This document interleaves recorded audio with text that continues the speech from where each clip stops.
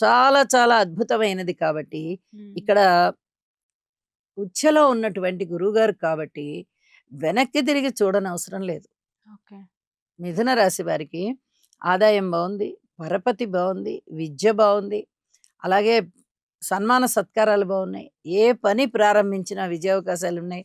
ఉద్యోగ జీవితం చాలా చాలా బావుంది. అన్నదమ్ముల యొక్క సహాయ సహకారాలు బావున్నాయి. మాతృవర్గ రీత్యా కొంచెం జాగ్రత్తగా ఉండవలసినటువంటి కాలము. పితృవర్గ రీత్యా కూడా అలాగే ఉంది. ఇక్కడ శనిగారు వక్రించి ఉండడం వల్ల, మళ్ళీ తిరిగి నవమాన్ని చూస్తున్నందువల్ల తండ్రి గారి యొక్క పరిస్థితి కొద్దిగా ఆహ్, వారికి జంకో, భయమో, శారీరక పరమైనటువంటి అనారోగ్యమో, అస్వస్థతో, నీరసమో, బలహీనతో ఇలాంటివేవో ఒకటి ఉండడానికి అవకాశం ఉంది. ఆదిత్య హృదయ పారాయణ చేయడం ద్వారా వీరికి మరిన్ని మంచి అవకాశాలుంటాయి. ఎటువంటివి?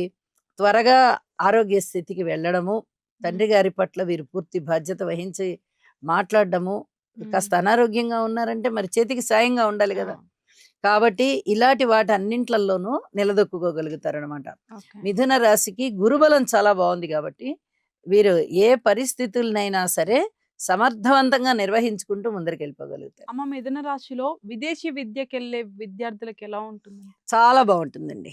ఓకే. విదేశీ యానానికి వెళ్ళి అక్కడ విద్య నేర్చుకోవాలి అని అనుకునేటటువంటి విద్యార్థులకి ద్వితీయ స్థానంలో ఉన్నటువంటి గురువుగారి యొక్క సంచారం కారణం చేత, అందున ఉచ్ఛలో ఉన్న కారణం చేత, గురువుగారు విద్యలకి కూడా అధిపతి అవుతూ ఉన్న కారణం చేత చాలా చాలా బ్రహ్మాండంగా ఉంటుంది. స్కాలర్‌షిప్‌లు వచ్చేటటువంటి అవకాశం గూడా ఉంది వీరికి. ఓకే. అయితే ఇప్పుడు కొత్తగా విదేశాలకు వెళ్ళాలి అని చెప్పి వాళ్ళు ప్రయత్నాలు చేస్తే కొద్దిగా ఆలస్యం అయ్యేటటువంటి పరిస్థితి.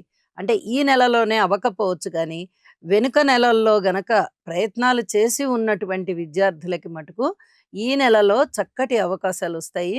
విదేశీ యానాలుంటాయి. స్కాలర్‌షిప్